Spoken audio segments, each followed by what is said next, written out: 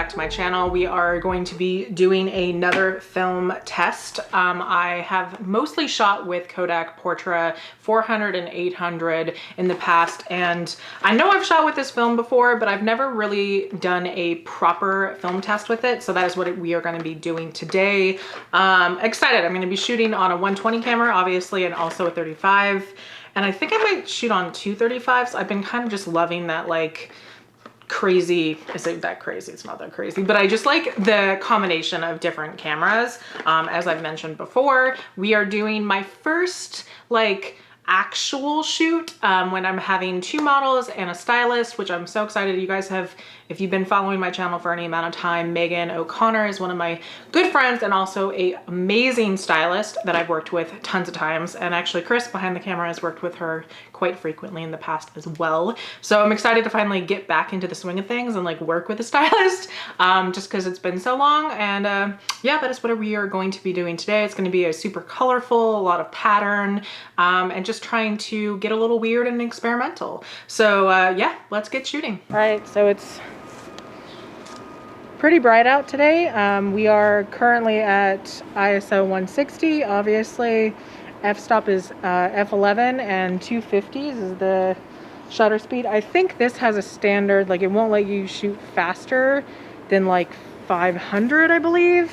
Don't quote me on that, but so yeah, I have to dial it a little. Oh, and the light just changed. Oh yeah, so let's, considering the light keeps changing, I think I'm just going to keep it at 5.6 and let the camera figure it out, just because this is basically a point and shoot camera, so the decides for you. Starting with this, the FUJI645ZI, and then I'm going to switch off to the 35mm. So yeah, one more time. You guys want to introduce yourselves to the camera? Hi, I'm Kiera.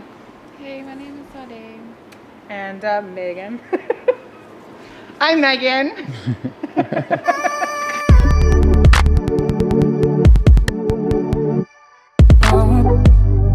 That's right. Yeah. Yeah.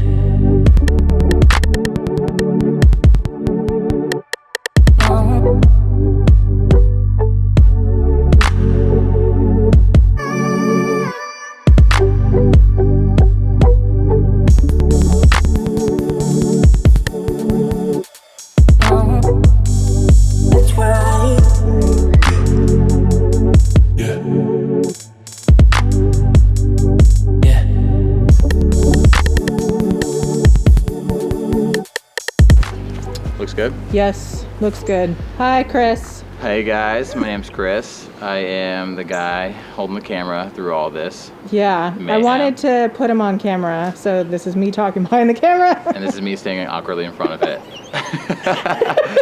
Hi guys. Hi. That's all. I mean, Cool. I just wanted you guys to see who the face was behind the camera. So this is Chris. There you are. All right. There you are. Okay, All right, bye. thanks, guys. Cool. Cool. I'm gonna go back on that side of the camera.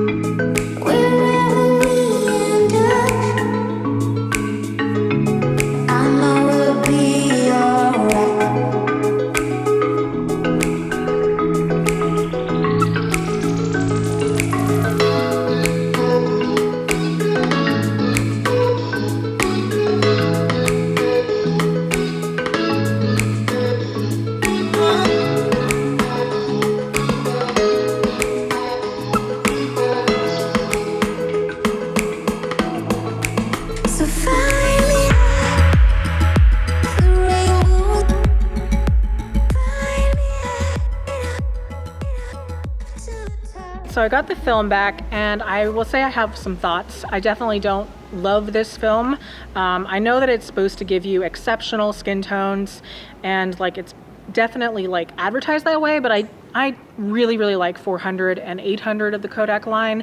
I think, to be honest, and I was kind of like, I need to like experiment and sort of research a little bit, but the exceptional skin tones that they advertise this film on, I'm curious if it's more towards people with lighter complexions, and the fact that both of my models were black, because I do think that there's a lot to be said there in terms of color correction on film, and just overall, like certain film stocks work better for darker complexions. So I think that in the future I probably would I would change up the lighting a little bit. I do think that I shot at a very harsh time of day. I probably would have started a little earlier. The first set of images that we got, I really loved the light on, but it was when it was still a little bit more diffused and more of that morning light. So I think that midday sun was just a lot.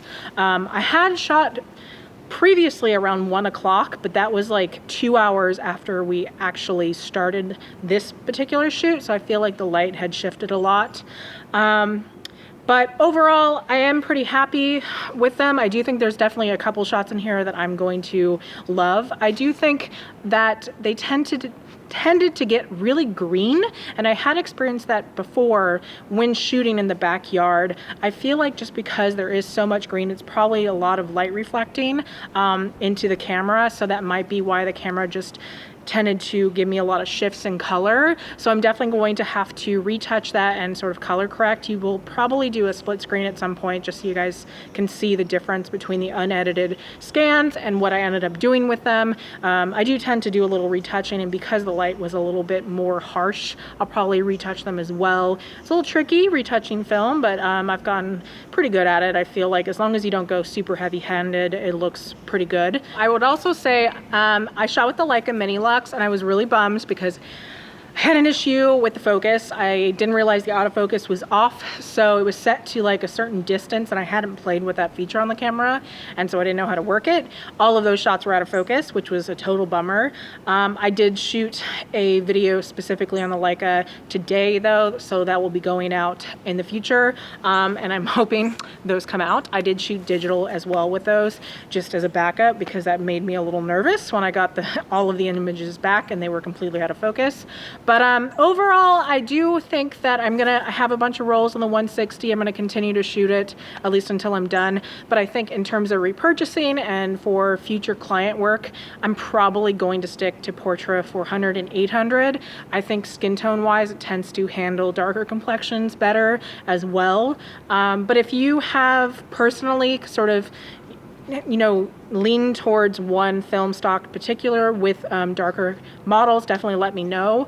I do think it's something that I'm really trying to hone in on and make sure that I'm representing as properly as possible. But yeah, that's the video. I hope you enjoyed, and I will see you in my next one.